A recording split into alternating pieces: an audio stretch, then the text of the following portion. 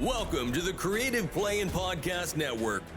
Join us as we share our favorite RPGs, one-shot games, tabletop games, reviews, and convention panels. Sit back and enjoy the show.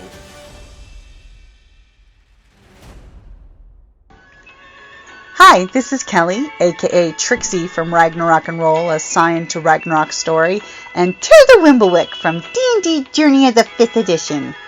First off, I would just like to say thank you to everyone for listening to our varied adventures, as well as for rating us on iTunes and rpgpodcast.com. If you haven't rated us yet, we would greatly appreciate it if you could. And if you're looking for more ways to support our efforts, we are now on Patreon, a great site where you can help us continue making more podcasts, as well as some special surprises for our patrons. If you can, please look us up at www.patreon.com/cppn. Every little bit helps. And again, thank you for listening. Hi guys, Jim here with Creative Play and Podcast Network. And Kelly. And joining us tonight is Daniel M. Davis, the creative genius mind behind SteamCrow and the Moster Rangers, and a new role-playing game set with the Fate system, the Moster Rangers role-playing game. Hello. Hey Daniel. Thanks for having me. Hey, you know, it's steampunk and SteamCrow and the Moster Rangers, and there's an RPG involved. How could I not say yes to all of these things? I'm just saying. And we've been a big fan of the artwork initially, of course, and you've had the Moster Rangers for a while. What inspired you to create a role-playing game for it? Well, so the Monster Rangers themselves, the lore of the community was 100% intended to be drawn from my world-building experience as a game master. So I took SteamCrow, which was, friendly monster cartoon art, and, wanted to infuse it with more story, and community. And so when we invented the Monster Rangers, I just opened up that part of my brain and give myself permission to kind of go, well, what would you do if this was a game, even though we didn't have a game? So, I made up lore and a bunch of tomfoolery and stuff with that kind of world-building storytelling in mind. And it worked. It got people, interested in what we were doing. And then it just took time to finally get my brain around, like, what is the Monster Rangers role-playing game? Like, what would that be like? Because it's not like a normal game. If you see alt scouting media, with monsters, it's 99% of the time killing monsters as a scout. And that's really not what we do with the Monster Rangers, because I love monsters, so I don't want to hunt and kill them. So it took some play to kind of figure out what it was about. And so a few years ago, I ran a Monster Scouts before we changed our name, role-playing game, and I did like 24, 25 sessions up on YouTube with some pals. Not really quite sure what it was that we were going to do exactly, but I kind of figured it out, some of it there, and then got busy with everything else and COVID and all that, and finally, this last summer, we went on tour, and somebody was like, "Hey, are you going to run any, Monster Ranger games for us?" And I'm like, I have nothing planned, but I brought my stuff. And so when I had some downtime between camps, I made a one-shot, and I approached it as a pulp game more than I had before. And that was a real aha moment for me to realize that pulp was one of the missing ingredients. Like, I knew I'd have a cult, adventure, magic, and all that, but like the pulp side felt really right. And once I plugged that in, it really felt like we were going in the right direction. So yeah. You hit magic with a K, like in your. Yeah, I guess. I mean, yeah, maybe. In terms of at least making sense, it just, two-fisted pulp tale kind of things, that kind of adventure, that tone really just, made sense, even though it's kind of before the pulp era, being 1913 and all, but I don't know, whatever, I don't care. But But yeah, it just made a lot of But you sense. even say alternate history. Yeah, absolutely.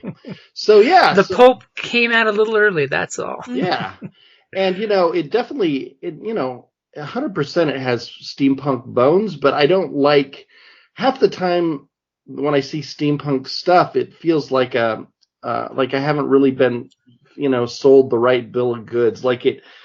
People will say things are steampunk that aren't very steampunk, or and so I just don't even describe it as that, even though if you know what steampunk is, the elements are there for sure.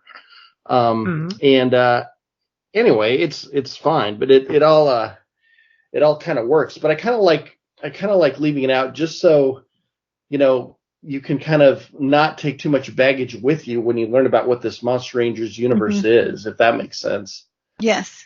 If I say, oh, it's steampunk, then right away they're like, oh, it's Victorian. I'm like, no, it's a little bit later, and closer to Edwardian.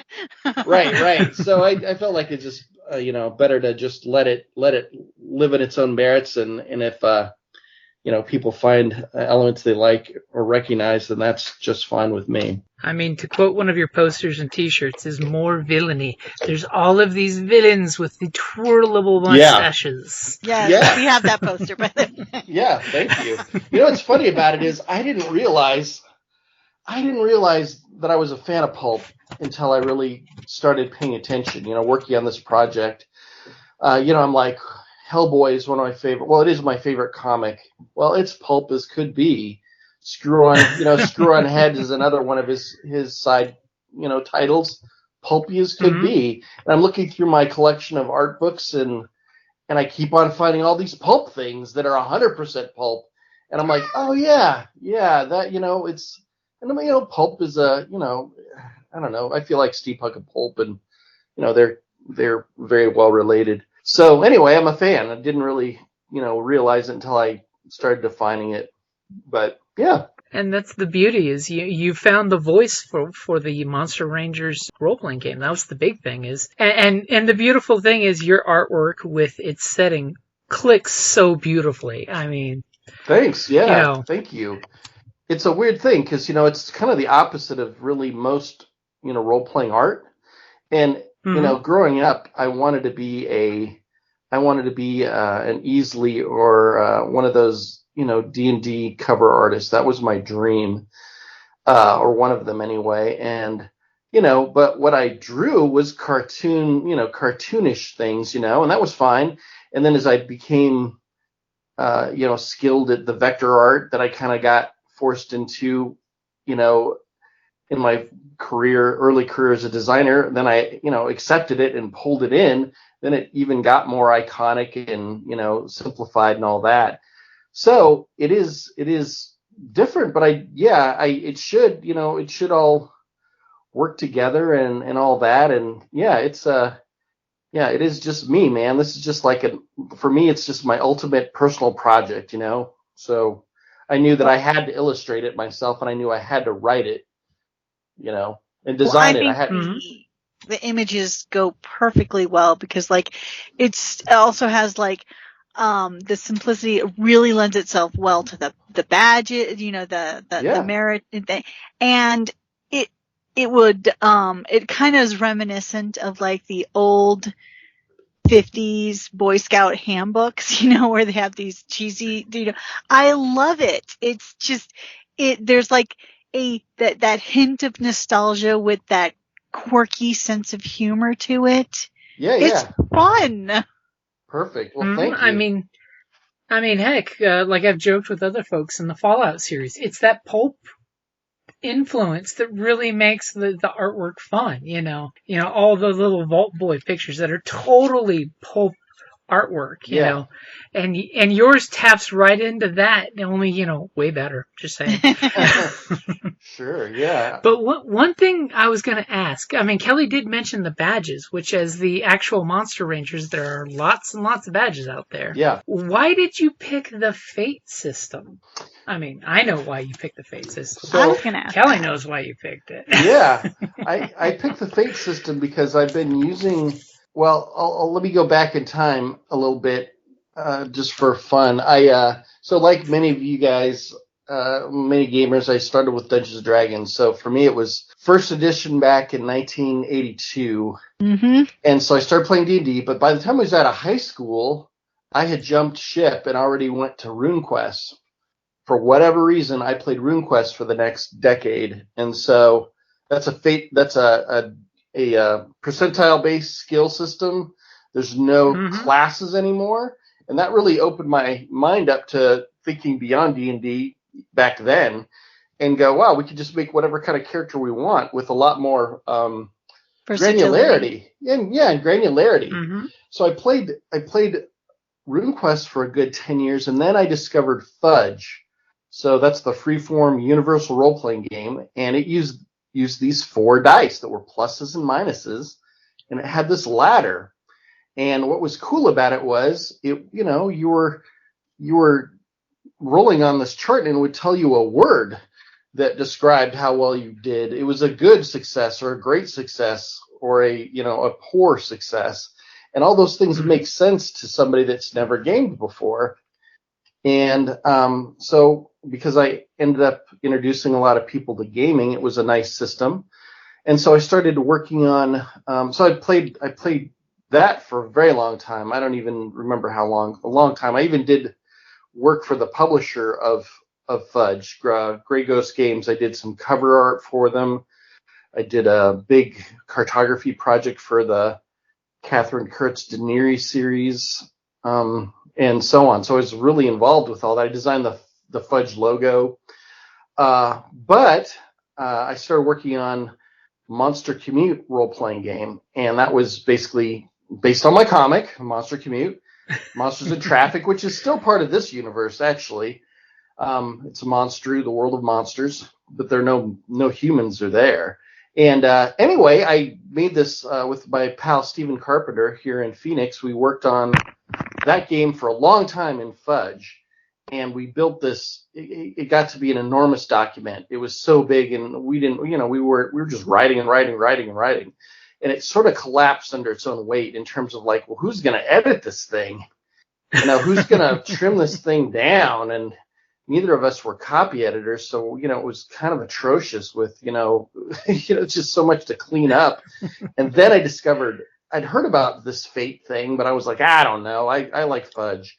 And then I finally investigated it. And I was like, oh, this is doing all the things I was trying to do in Fudge with my Monster Commute thing. Mm-hmm. And that was the end of it. Like, and I was done. And so anyway, I started playing Fate. So Fate is my home, the system I use for everything I run, because it does everything I want it to do. It's story-centric. It's cinematic. It's not mathy. Like, I'm not a crunch guy at all. I live for the lore. I don't, math just is in my way. And so... You prefer the ROLE in role-playing as opposed to the ROLL. Sure. And I'm not against, action and combat and all that. But, there were times when we were, playing D&D and like we'd have this big combat. It would be like 7 hours. It was just stupid, because we're kind of trying to use it like Warhammer Fantasy Battle or something. And it was terrible. And so I kind of got used to, this other kind of viewpoint where, well, let's make things dangerous, and let's let the characters kind of do anything they want, not just combat. And so I've had a love affair with Fate because it was just like the next level of Fudge, really. And so there was never any doubt that it was going to be in Fate. So yeah, I mean, and exactly like you said, I love Fate because of the story aspects of, instead of checking off 15 hit points, I'm actually saying broken knee, right, or twisted ankle, depending on the severity of the damage. Right. That way I don't have to check those boxes. Yeah. And that's That's one thing I love about, because that way the GM can totally compel, because it brings the story back to the center. Because it's like, as he whips out that fate point and says, "Remember that busted ankle you have? Right. The monster catches up." Right. But I'll reward you for a tangible token for letting the story happen as it should. Yeah, yeah, and it also, I feel like mechanisms like rule systems in real life, with laws and everything else, can create some strange outcomes that you may not have wanted, right? And so, everything centering around combat sort of just keeps it in that realm. And what's great is that you can do. Fate is made so you can do anything. And so I tell people, well, don't worry about, know what your character's good at, but I know, I just demoed the game to new people that never played before, 2 days ago. And I'm like, listen, just tell me what you want to do, and then I'll tell you which skill that falls under, and don't worry about it. But, yeah, it's, and you can totally pick up your aspects on the road, basically, of oh yeah, I think my guy's this. I'm like, write that down. That's beautiful. Yeah. That is totally an aspect when you come up with that little one sentence descriptor of your character. Yeah. And the other thing I like about it too is that as I prepare a campaign, in the next year or so, I'm going to be developing basically a campaign book, a module, I guess, but it's more of a sandbox where I'm going to pick a place and I'm going to use it for my own, at home game, and then make that basically a module. But what's cool about it is Fate also it isn't all about character advancement, kind of endless advancement. So if you build a core, I've got a pool of characters that I've been building for just one shots, right? And so they're just built like you'd build any character in Fate, and so they're interchangeable with anything I write down the road, because I know that everybody's going to have a great skill, they're not going to, and all that. So it's nice because it's predictable in that way. So I can make more content that is not dependent on level or whatever. And it's really easy and if you had a character that happened to have, higher skills, it's really easy to also just, adjust for that too. Mm-hmm. And it's great when you get to a advancement point when you want to change your character, because as characters ourselves, we all grow and evolve. You totally can just change your character sheet when you hit the plateaus, Yep. So that way you can say your character learned from blah blah blah, and you're now doing this. Yep. Take some new aspects, take a new trouble, drop your old trouble maybe, or whatever. Mm-hmm. Pick up a stunt or two. Yeah. Stunts, the ultimate power in the Fate system. Yeah, for sure. So, hey, for the Monster Rangers, do you guys have the equivalent of an Eagle Scout? So, we don't. You're... Not currently. Not currently. We it's interesting having a real community and then having the game, because they influence each other. I'm sure there is, actually. I just haven't made it up. I'm going to recommend Griffin Scout because it's the head of an eagle. Yeah, that's funny. Yeah, so in the Moster Rangers, there's no ranks in the club, right? But there are definitely ranks in the world. If there, it's kind of has a military sort of, there are definitely ranks in there. But yeah, I don't have one of those yet. And honestly, while I've been working on the Monster Rangers community for a long time in that lore, this is working on this world specifically. There were a lot of new things that have just happened recently. The United States of Liberty, the country that we're playing in, the alt America, is brand new. So I don't know a lot about it yet. I know some about it, but I'm just beginning, my world building, challenge on that. And I'm going to leave a lot of room for, game masters to go to town. So my goal is not to fill up every corner of this thing at all. I'm going to, on the map, eventually I imagine I'm going to maybe write a sentence about the cities you see on the map, but they'll just be like little hooks to give you ideas of what you could do with it. So cool. Yeah, I could totally see the GMs at home writing up, a wiki page on their city that they picked that they used for theirs to fight the corrupt cultists, you know. Because that's one of the cool things I do like about the RPG is the monsters are not the antagonists, you know. Right. They're not the ones you go after. It's the corrupt cultists that want to hurt and hunt and destroy the beasts. Yeah, exactly. And you know, sometimes monsters don't want to get saved too, you know, so they're not always going to be really happy about encountering a monster ranger. So rangers need to be careful. But yeah, I tend to call all the antagonists of rangers the cults, because there are a bunch of them, and I'm going to make a whole bunch more. And some are government agencies.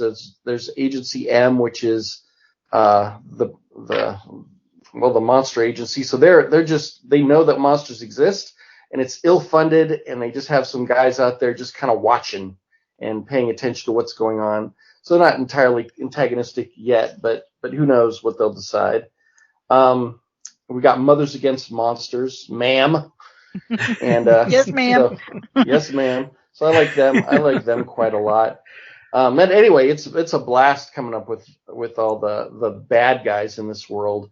And in the book, in the Warden's Handbook, we talk a lot about, you know, the antagonists to give a good starting point for bad guys. So like Monsterology, the big bads, they're basically these folks from the old world that are, you know, these powerful families that have discovered that, you know, the monster world itself has power. And so they hunt monsters because they tired of the big game hunts in Africa. And now they want even more elusive and powerful things to hunt.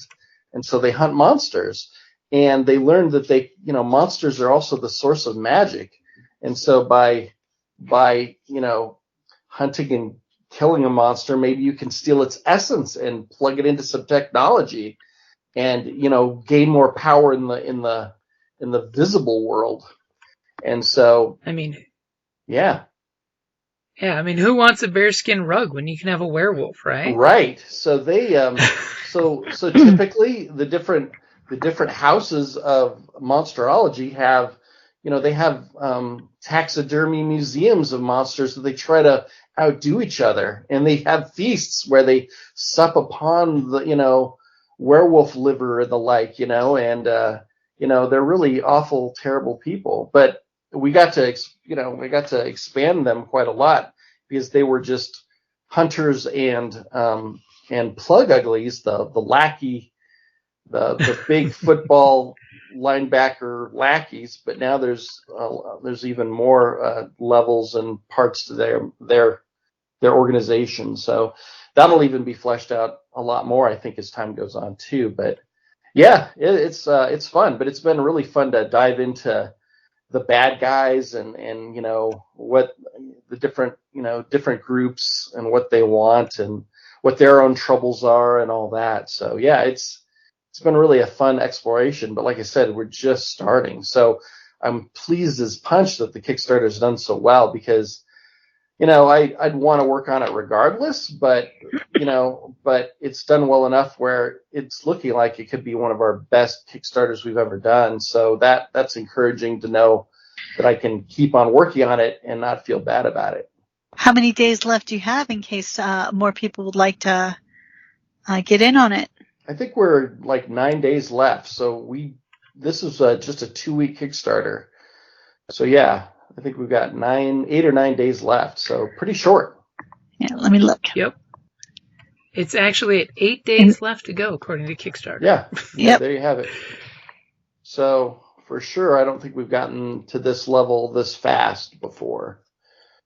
So yeah, so that's exciting. And, you know, I'm already working on the next publication, which would be the Blappo catalog. It's Blappo and Veer's catalog. So Blappo is this company that makes weird. So let me pause this. So we have so the world is called, you know, the United States of Liberty is our country, but the world's really called Obscuria. And Obscuria is Earth plus the monster world. So not everybody can see that overlay. Most people, the nods, can just see the world just as we do here, right? They see, birds and weather and all that. But somebody that can imaginate, they can also see the monsters that are kind of invisible around us, or they appear as normal things like maybe an ox or a homeless person or whatever it is, but really it's a monster, but their brain is telling them that it's this thing that they can understand.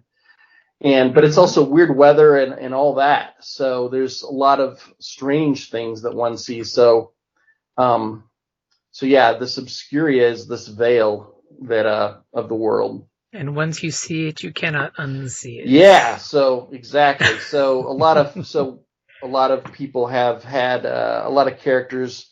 You get to decide what happened. What happened to your character? How do they see into Obscuria? How did they learn to imaginate? So one of my pre-gen characters is he's a silent film actor. And he's an actor, and he got hit in the head with a falling light. A lighting rig fell and hit him in the head, and after that, he can't remember his lines, and he could see monsters, which made him a terrible actor from here on out. Because it's very distracting when he's acting in this film, and he sees weird things stomping around on the set. And so anyway, he's a great character. That's awesome. And one thing I do like is the two source books, which is good with the player's source book and the warden's source book. Yeah. So that way the game master can have his book in the corner of his table, all to himself, my precious. Yeah, it just felt important, and this format is small, so it made sense that we'd have to have more than one book to kind of cover the basics. But yeah. Where I was going with Obscuria, now that I got off track with the Blappo, sorry, brother. See what I did there? So Blappo is an Obscurian company, so they're not really an Earth. I mean, they're kind of an Earth company. Like they have offices that you could go visit as a nod, but they really make things for Obscurians. So they make, weird, strange inventions. And a lot of it is that science, that steampunk Acme science. kind of. Yeah, where you've got things like, steam-powered vehicles like penny farthings and automobiles of a sort. And then you've got candied coffins and other weird not usable things. A joke with Blappo is it's always like the new Blappo hatchet now in 7 flavors. Like it's like they're promoting the wrong thing. I love it. So they have a merchandising, but some of it is useful and some of it is real dangerous and ill thought out. But basically, the idea is that Blappo donates products for testing purposes to the Rangers, and the Rangers are pretty desperate for funding. They don't have the deep pockets of those Eld families of the monsterologists, so they're really happy to take on all these gadgets. But it's also very bad because they're often just not useful at all or not good, or in the last thing I just ran, they had the players. The mission was to go to this southwest mesa, and on top of it is a monsterology town, and they were supposed to, be dropped off, from a Zeppelin to get there. And instead of parachutes, because we don't have parachutes, they're parasols. They're jump parasols. So it's like I love it. So it's a pogo stick with a big, umbrella on the top. Yeah. And it was terrible. It didn't work very, one of them came all apart, and it was deadly. Anyway, but the funny thing is that Blappo also sells to the monsterologists. So they're really a war profiteer, I guess. But the funny thing, so here's the cool thing about the catalog, though, is so it's a flip book. So in our universe, our Sears is called Veers, and there's a Veers catalog page in the player's book with some prices of things. And it's based on real Sears catalog. I found a PDF of a massive Sears catalog from 1912. And so it'll be a flip book. So if you're a normie, you would find the Veers catalog, and that has stuff that you'd want to buy as a ranger, right? Supplies and, normal things. But also a little shady. Like Veers isn't a real legitimate company. They're a little iffy. So they sell things like, birds by the case, Eagles extra. Eagles cost a little bit more. Like what? I don't know. Yeah, exactly. But it's a flip book. So if you can imagine you get to see the other side, which is the Blappo catalog as a flip book. But like I said, I started working on that, and that's been a real delight because, I have to illustrate everything, and that was really fun, and try to make things kooky, and again, trying to give them, the nice thing about a Fate is, I just need to give them a few aspects and, and a price, and it kind of gives you an idea of what you could do with it in game and all that. So yeah, so there's a lot more I want to develop for this, but yeah, it was just sort of getting into this finally to this point where we got the Kickstarter going, and now I know that I really get to do this, so that's exciting. Yeah, I mean, after all, the Kickstarter, hit its goal within how many hours? It was 4 minutes. Wow. Hey, I mean, that just shows that it's a loved item, so that's fantastic. Yeah. So we,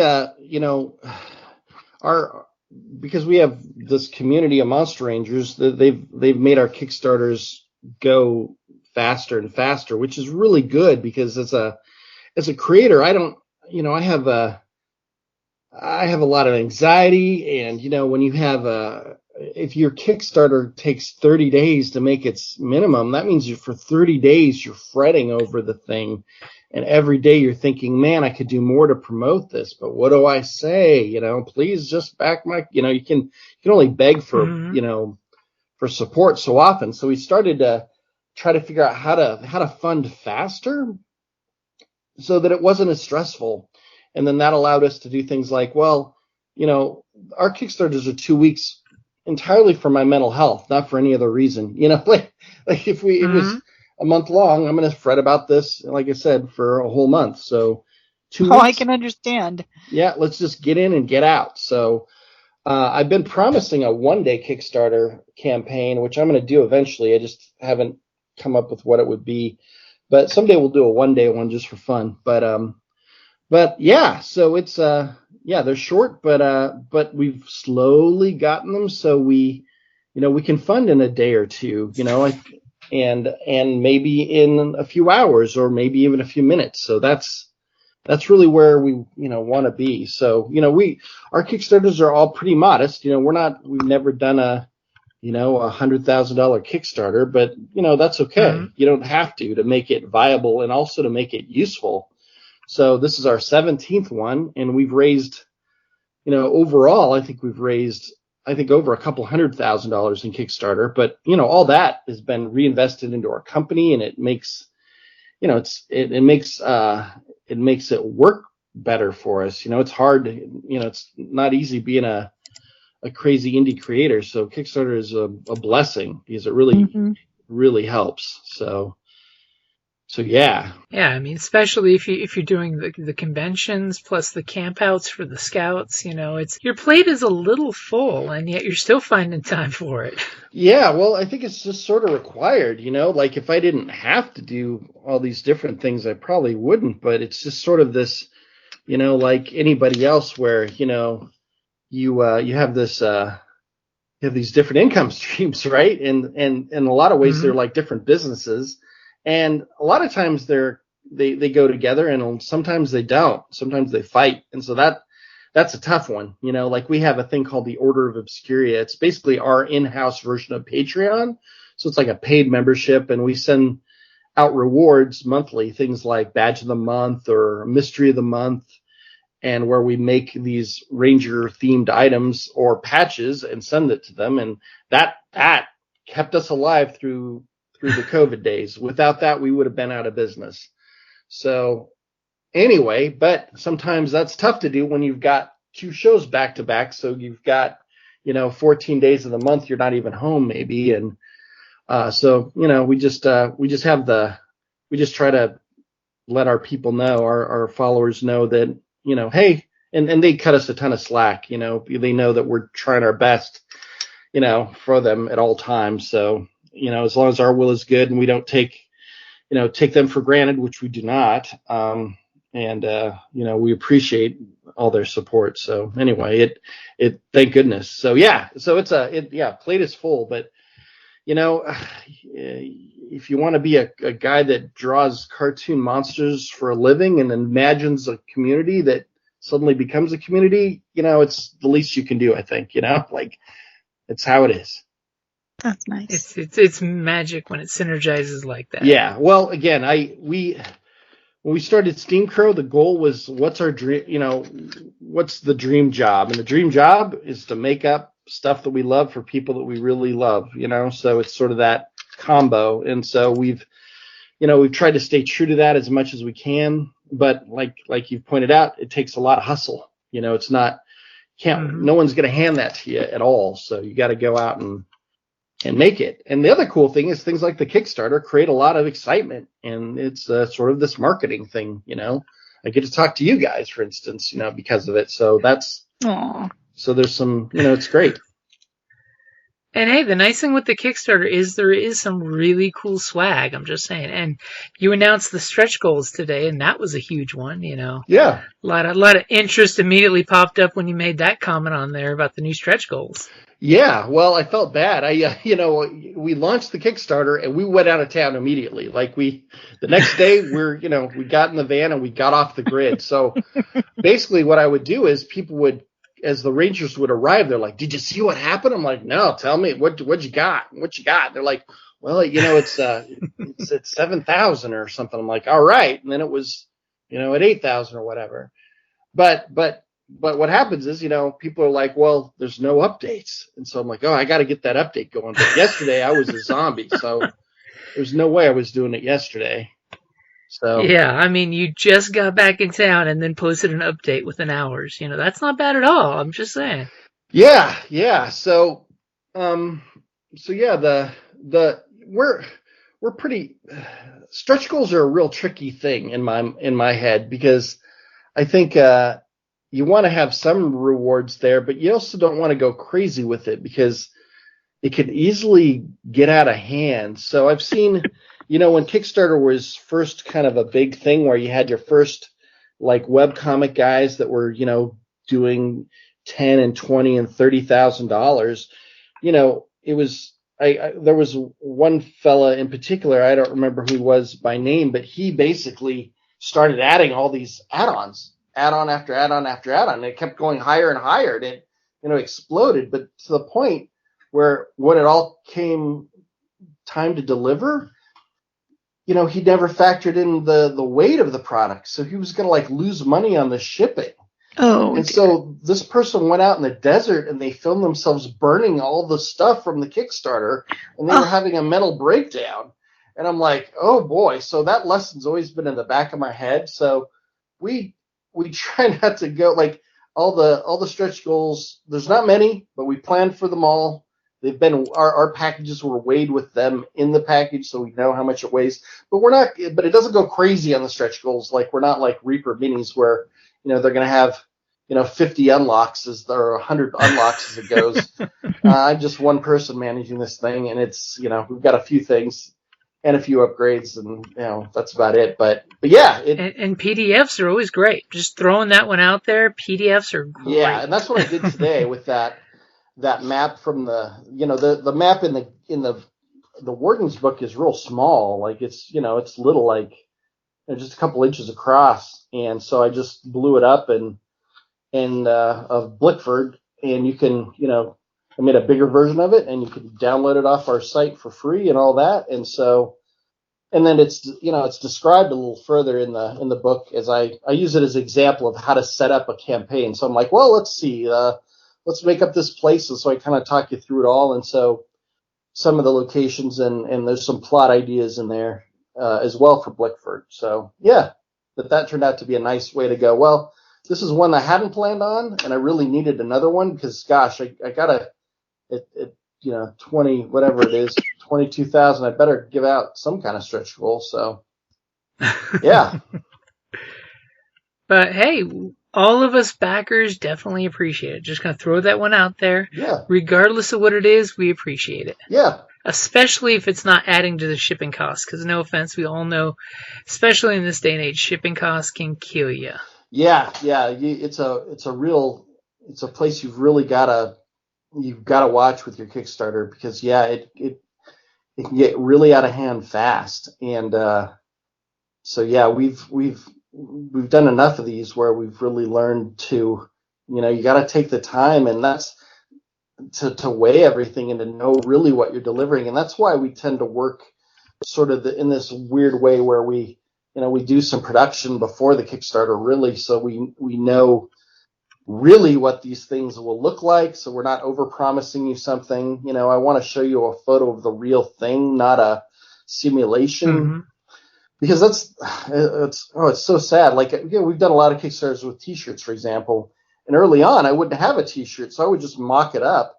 But the ink, when we mix the ink out in our studio, like it doesn't turn out exactly the same way, And so I'd much rather print a shirt and show you a photo of it, the real shirt. So that's what we did with this too. So yeah. I don't think that's weird at all. Well, yeah, I will totally say for the backers who are Ranger veterans, it is awesome that you have a satchel that everything will fit in. Just gonna throw that out there. Yeah, the satchel is one we've used a lot before, and so Donna had the idea. She's like, "Hey, the map case that we've used in the past, I think it might work for your books." And so we pulled one out, and they fit perfectly in there. So it's rad. Like, it's a really cool. It's cool to have a satchel that's like, it feels like it was made for the game. And I'm sorry, I love the badges being the shape. So it's so much easier to like put them close together as opposed to like round or something. It's fantastic. Yeah, that was the concept from day one when we were sitting out on my mom's farm. We were visiting and her place, and she was an outdoors person, so she was a mule rider and a backcountry horseman, and did a lot of packing and like clearing trails and stuff. And so when we were staying with her, she didn't have room for us in her place, so she had a canvas tent, and she set it up on they had built like a dock out in the pine trees, and so in Washington, and so it was like glamping. There were antiques on the porch, and then inside it was a bed and antique stuff in there, and so that's where we were brainstorming what this Monster Scouts / Rangers thing was going to be. And my very first sketches, we came up with the hex pattern along with the interlocking master, like the branch patches. So. It's clever. I like it. Yeah. Again, it just sort of was another opportunity to make it different than Boy or Girl Scouts, but also make it, design oriented. Like this is a big design project for us. So yeah. I mean, especially with the different shaped patches that totally interlock, like that jackalope one that's huge, and the rest just beautifully interlock around it. Yeah. I also like the fact that it's hexagon. Yes, exactly. Yep. See? Exactly. That is so clever. Absolutely. Yep. It's the hexagon. I will tell you a secret. It took me the longest time to figure out. The last big idea I had for the Rangers game was that the hex badges did something. I don't know why it didn't occur to me this entire time that badges would be more than just a mission reward. It took me forever to realize that badges are cantrips. That's awesome! But it took me forever to figure that out. Like, that was one of the last things I came up with, because I'm like, wait a minute, it seems like I'm missing some opportunity here with this game. What is it? And then I looked at the badges and I'm like, wait a minute, badges, of course, the badges do something, which is cool because it allows every player to be a magic user to a minor degree. So everyone gets a power of some sort, and it gives you rewards. It's another way to also, in Fate, since we don't have all these different levels that you can level up a character, badge rewards become the way that you can become more powerful. And aside from really the real power in my campaigns is knowledge, right? Knowledge and connections. The more you know what's going on, the better things are for your character. But yeah, getting powers and badges, awesome. So like the Goblin Tongue badge, that's the badge that comes with the campaign. Well, that means that when you have that badge, you can speak with, the goblin kind and be able to, communicate with them. That's a minor thing, but it's cool. It is awesome. I think it is one of my favorite things. Yeah. Weird Beard. So I've only just begun even figuring out what badges are. So, this book, I touch on it pretty briefly in here. So eventually I also want a book of magic source book so we can, give you a lot of examples for, badges, but like, Weird Beard. So I have a Weird Beard badge in real life. We've had it for 5 years probably because I have a beard that is weird. And so Weird Beard allows any person that has this sewn onto their uniform, they can grow a foot of beard a day or suck up a foot of beard a day. It doesn't matter what gender you are, but sometimes that could be helpful. Probably not, but it could be. So anyway, yeah, so spirit badges, they do stuff. I think that makes it kind of great. So I agree. And it totally goes back and reinforces the Monster Rangers. It brings you right back to we are collecting badges for a reason. Right. Yep. And so what's fun is in the game I ran last weekend, they were trying to save the bear ghost.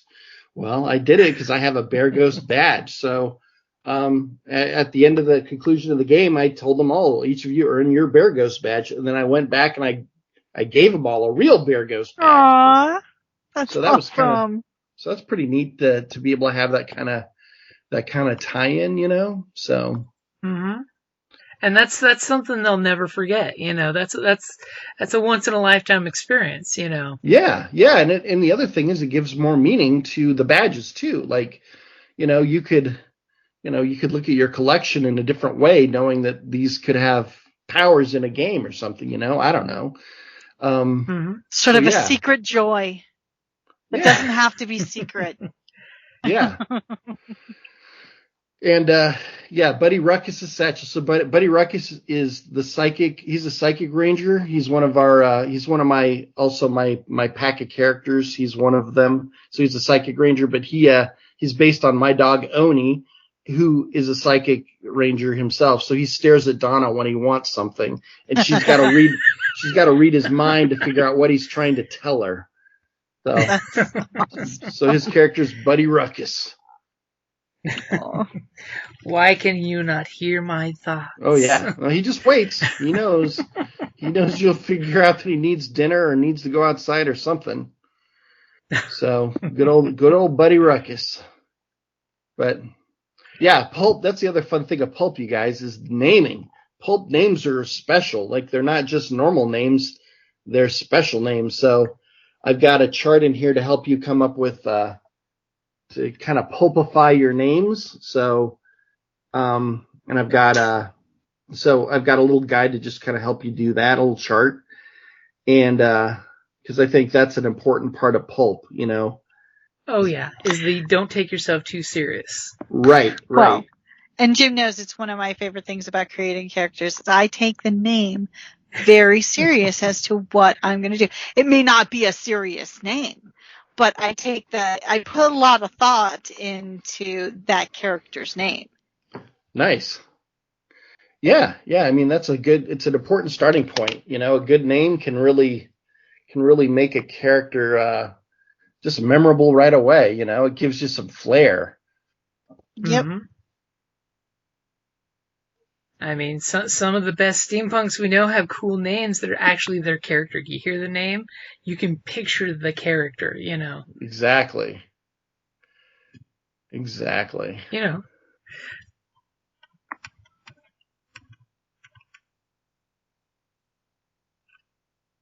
So I gotta ask you, since we've talked about all these magnificent things, you know, such as, you know, the Monster Scouts and the RPG and, you know, SteamCrow, where can folks find you online under the different groups? Because I know SteamCrow's got its own site and Monster Rangers has its own site.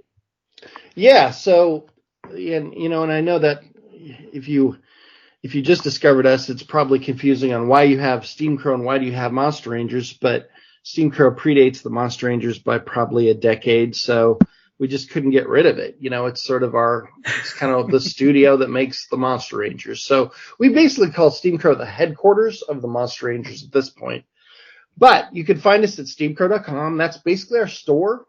And like, that's where all the downloads will be for, you know, when I make downloadable PDFs, they're going to just be over there. Like right now, you can download the character sheet, for example, for free in our store. It manages, you know, downloads really nicely. So I just like to have it do that over there.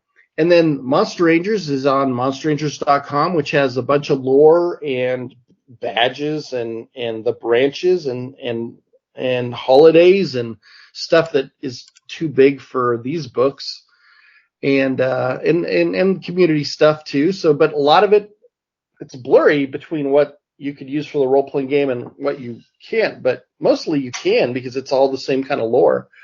And then on Facebook, we've got the Monster Rangers group. So just look for Monster Rangers, and there are probably 30 different subgroups of Monster Rangers by locality. Most of those aren't very active, but then we have our core one, which you'll see is the biggest one.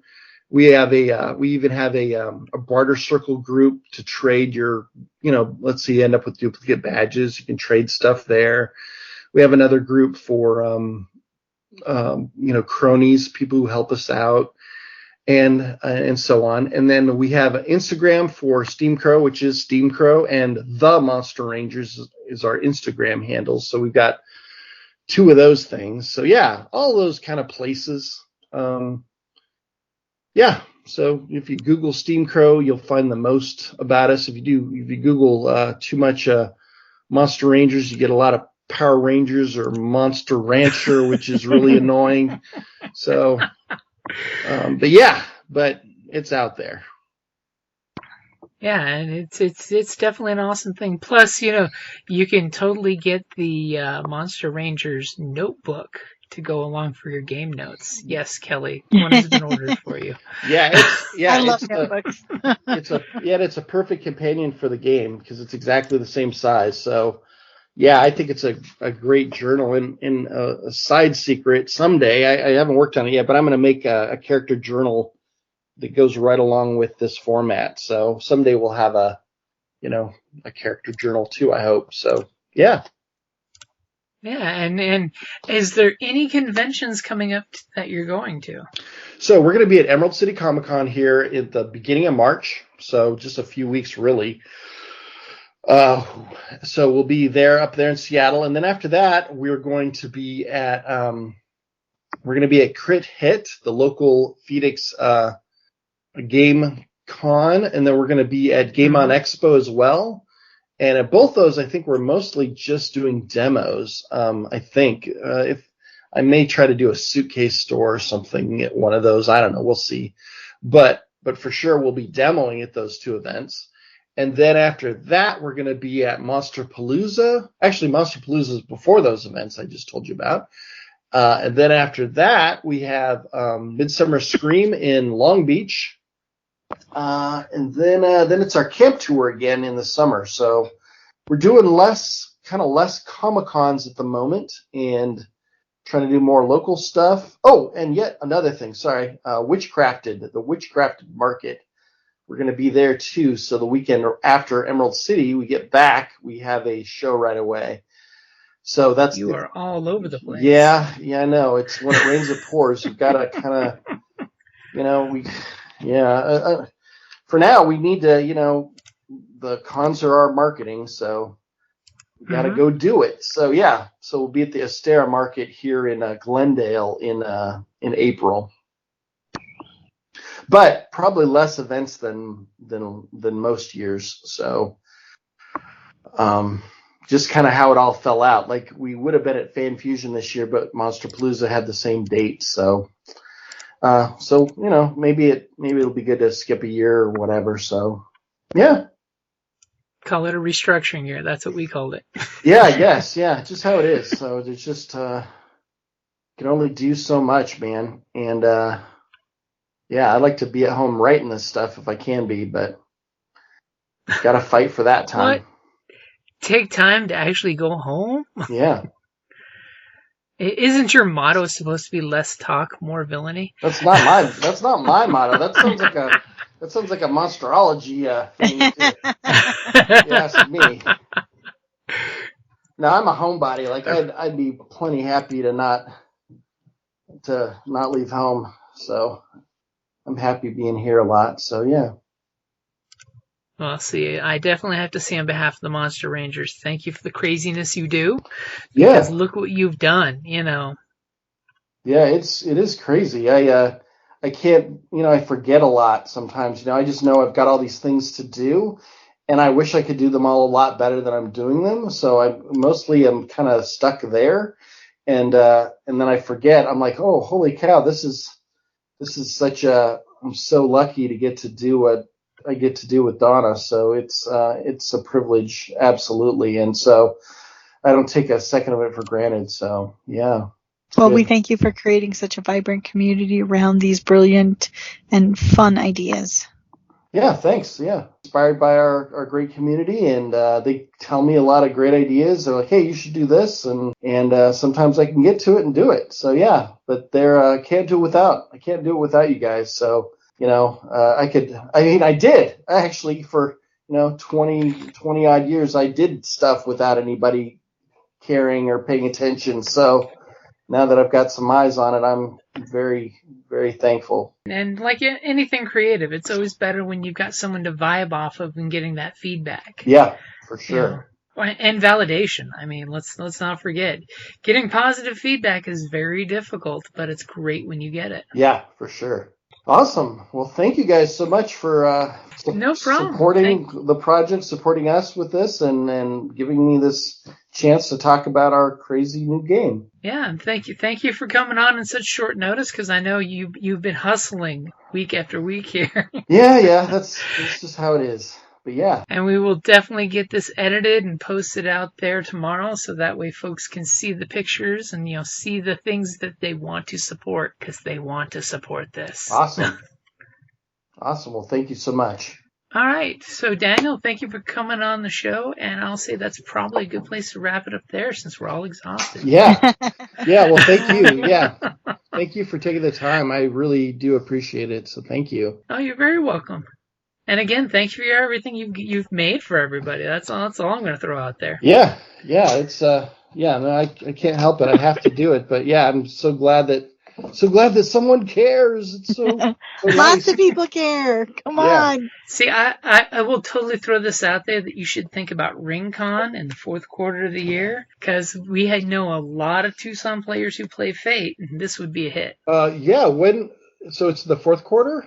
It's going to be like September-ish. September. They haven't announced the dates yet. Yeah, well, I'll pay attention. I am on tour through like the middle of September with the camp tour, but I'll pay attention and see if I can, when I suss out when it is. Alrighty. If nothing else, once the dates come up, I'll totally, drop them over to you saying, hey, nudge, nudge. Yeah, sounds good. That'd be excellent. It's hard to hear about stuff on the Facebook these days. It's hard to get, everything's so... Get the algorithm to actually work. Yeah, the algorithm is all about holding everything back. Yep. But awesome. Yeah, that's a great idea. So thank you. And yeah, thanks again, you guys. You guys rule. Welcome. I really, like I said, I really appreciate it. Thank you so much, Daniel.